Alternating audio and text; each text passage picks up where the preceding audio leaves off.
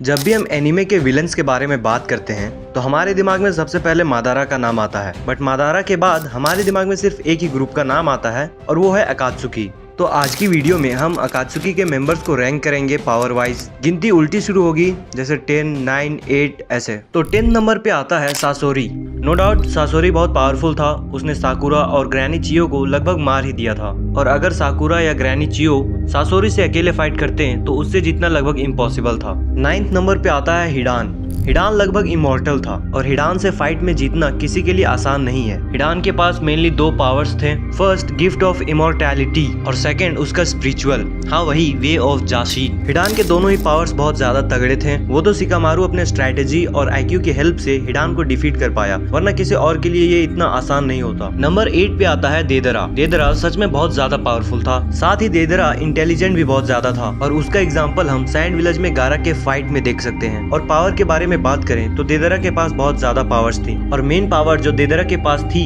वो थी उसकी एक्सप्लोजन पावर। देदरा अपने क्ले की हेल्प से बहुत तगड़े एक्सप्लोजन कर सकता था। नंबर 7 पे आता है काकुजो। काकुजो को लोग बहुत ज्यादा सीरियस नहीं लेते और उसे बहुत ज्यादा पावरफुल नहीं समझते हैं, बट रियलिटी उससे उल्टी है। काकुजो बहुत ज्यादा उम्र तक जिया है और काकुजो को बहुत सारे जुत्सु भी आते हैं। काकुजो की पावर भी इमॉर्टैलिटी है। हाँ, एक तरह से काकुजो इमॉर्टल ही है क्योंकि काकुजो के पास 3 दिल है और उसके एक दिल को भी खत्म कर पाना बहुत ज्यादा मुश्किल है। और अपने ट्रू पोटेंशियल में काकुजो बहुत ज्यादा पावरफुल बन जाता है। नंबर 6 पे है कोनान। आई नो इस कैरेक्टर को लोग बहुत ज्यादा सीरियस नहीं लेते हैं, इसे बहुत ज्यादा हल्के में लिया जाता है क्योंकि इसके फाइट्स बहुत ही कम है एनिमे में। पूरे एनिमे में हमें एक बार कोनान अपने ट्रू पोटेंशियल में दिखती है और उसमें भी वो हार जाती है। जस्ट इमेजिन कोनान और ओबिटो के फाइट के बीच ओबिटो के अलावा कोई और कैरेक्टर होता तो उसका मरना पक्का था।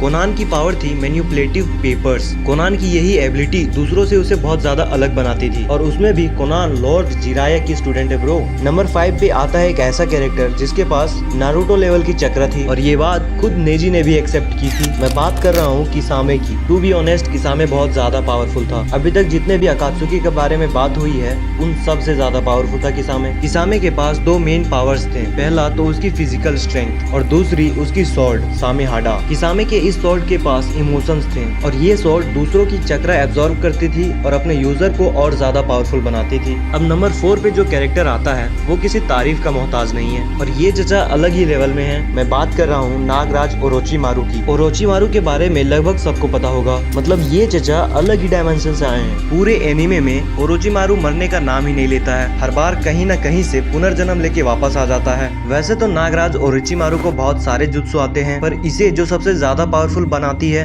वो है इसकी रीएनिमेशन जुत्सु। ये बस लोगों को रीएनिमेट करता है और साइड में बैठ के फाइट का मजा लेता है। नंबर 3 पे अकात्सुकी का सबसे फेमस कैरेक्टर है। एक तरह से अकात्सुकी का सबसे पावरफुल कैरेक्टर भी इसे हम बोल सकते हैं। बट भाई ने कभी अपने ट्रू पोटेंशियल को यूज ही नहीं किया। अपने ट्रू पोटेंशियल को अनलॉक करने की बात तो बहुत दूर की है। मैं बात कर रहा हूँ इताची उजिहा की। मैं जानता हूँ कि तुम में से ज्यादातर लोग बोलेंगे कि इताची नंबर 1 डिजर्व करता है, पर ऊपर वाले इससे भी ज्यादा तगड़े हैं। नो डाउट इताची बहुत ज्यादा पावरफुल था और उसकी पावर्स के बारे में बात चल ही रही है तो उसकी गेनजुत्सु, अमातेरासु, उसका सुसानो प्लस उसके सुसानो के डिफरेंट पावर्स और तो और इताची के पास फ्यूचर प्रेडिक्ट करने की एबिलिटी भी थी और ढेर सारे जुत्सु जो इताची को आते थे। एक तरह से इताची एक परफेक्ट शिनोबी था जिसे लगभग सब कुछ आता था और जो नहीं आता उसके बारे में इसे कोई ना कोई आइडिया जरूर होती थी। अब मैं चाहता हूँ कि तुम इताची के बारे में कॉमेंट्स में लिख के पूरा कॉमेंट बॉक्स ही भर दो। अब नंबर 2 पे जो कैरेक्टर है वो पूरे अकात्सुकी का सबसे ज्यादा पावरफुल कैरेक्टर है। मैं बात कर रहा हूँ 6 पाथ ऑफ पेन की। पेन के पावर्स के बारे में बात करें तो उसके पास बहुत सारे पावर्स हैं, बट कुछ पावर्स जैसे रेनेगान ऑल एबिलिटीज और सभी पेन के अलग अलग एबिलिटीज और उनकी attached visual power. No doubt Pain Akatsuki का सबसे ज्यादा पावरफुल कैरेक्टर था। अब नंबर 1 पे जो कैरेक्टर है उसके बारे में तुम सबको पता चल गया होगा और शायद तुम में से ज्यादातर लोग इससे एग्री ना हो,